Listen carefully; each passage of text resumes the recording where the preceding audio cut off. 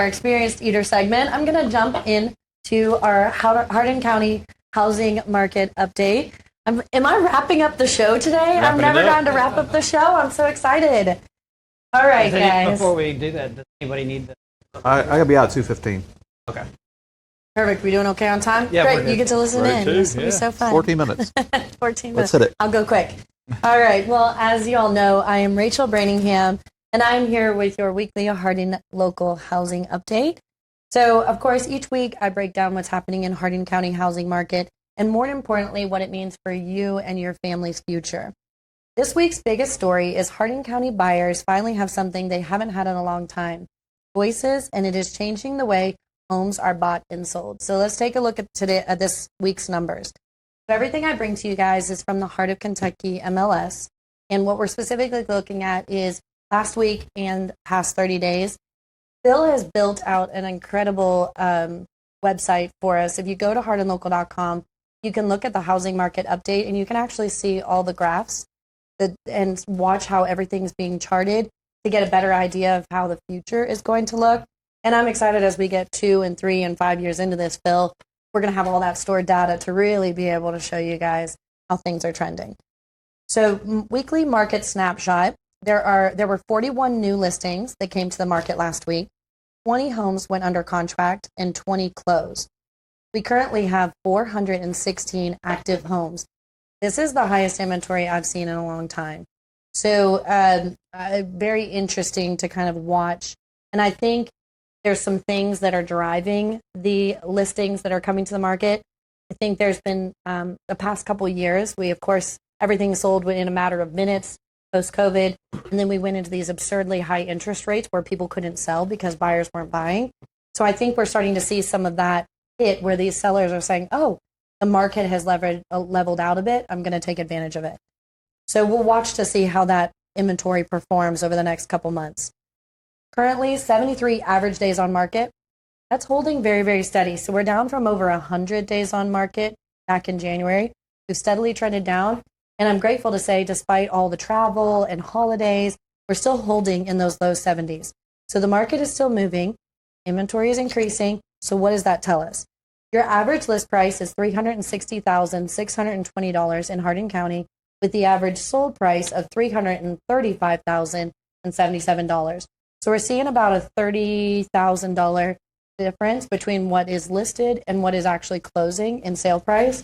So just know, if you're a seller in today's market, don't be overly aggressive with your list price, and be understanding when you get those lower offers that you're going to have to be willing to negotiate and probably come off what you hoped you were going to make on your home.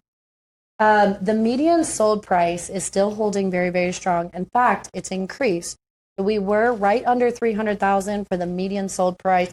This is across all of Hardin County. We have increased up to $307,000. The amount of inventory on the market, because of its increase, and we haven't seen it absorb, we've actually increased to over 4 months of inventory on the market. What that tells us is we're in an extremely balanced market. And I get messages all the time from people who are saying, how are we in a balanced market? I've got a listing next door that hasn't sold. This is, of course, Hardin County market wide. So keep in mind, I'm going to go into this briefly as we move through, but the market is performing in different ways at different price points. So I find that pretty interesting. I'll share with that in a minute. We've had a 23% increase in inventory in the last 60 days. Okay. So a ton of people are realizing that the market is holding steady, that things are improving. Interest rates right now, we're looking at, for conventional, the average interest rate is about a 6.62. FHA, VA, USDA, you're going to see 5.99, between that and like a 6.25. We are no longer seeing buyers sitting on the sidelines saying we're waiting for interest rates to drop. Buyers seem to have accepted the fact that this is the norm for the foreseeable future. And so now we're seeing buyers pour back in. Well, then sellers have realized that, oh, it's a good time to sell. So then more listings are pouring on. We're just going to have to watch to see if that inventory gets absorbed. And we probably will see some price adjustments to account for longer days on market as that inventory sits longer and longer. How the market is broken down, just briefly, under 250,000, we have less than 2.9 months of inventory on the market. This is an incredibly strong seller's market. If you're listing a home, excuse me, or if you're a buyer looking to purchase a home under $250,000, prepare to be aggressive. Okay, between $250,000 and $400,000, we've got almost 4 months of inventory on the market. This is the engine of our local market. It's pretty much the average price point here in Hardin County, and it's about 4 months. So if you're a buyer looking to purchase in that price point, you're going to have some ability to negotiate repairs. You're going to be able to get your closing costs covered, those kinds of things. And I personally think it's an excellent market to purchase in because sellers have come to terms with the fact that they can't get those post-COVID prices that some of our sellers were hoping to get previously. 400,000 and above, there's a lot of inventory on the market in this category. We have 5.3 months of inventory on the market. So if you're over 400,000, don't be surprised when you get those low ball offers, when days on market extends. It's just there's a lot of inventory in that price point, okay? And then, of course, your luxury over 800,000. I'm super excited, guys. Right before I got here, I had a $1.5 million go pending. So it's a big, exciting dip. But this is by far a buyer's market, okay? Anything over that 800,000, just know you're entering a very small pool of buyers who have the ability to buy in that price point right now. And so you're going to see very long days on market. You're going to see yourself get heavily negotiated as far as an offer. So just know, sellers, you still hold your power because there's only 12 listings over 800,000 Hardin County wide. There's not a lot of inventory to argue against. However, there's not a lot of buyers soaking up that inventory. One story I'm watching closely, and you all have heard this, we have over 1,000 expected contractors who are going to be coming to support the restructuring of the Ford plant. So watching to see how this impacts our local economy.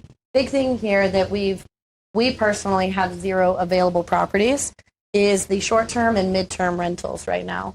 So because of the amount of contractors that are pouring back in, that's their go-to.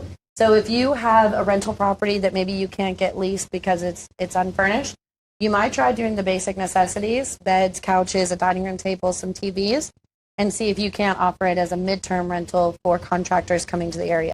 Hey, Rachel, Yeah. I had a question. Yep. With the 1,000+ contractors coming to Blue Oval, is the midterm furnished rental the smartest play for owners right now? I personally feel it is. So, your short-term rentals are great. However, they are impacted by the seasons, right?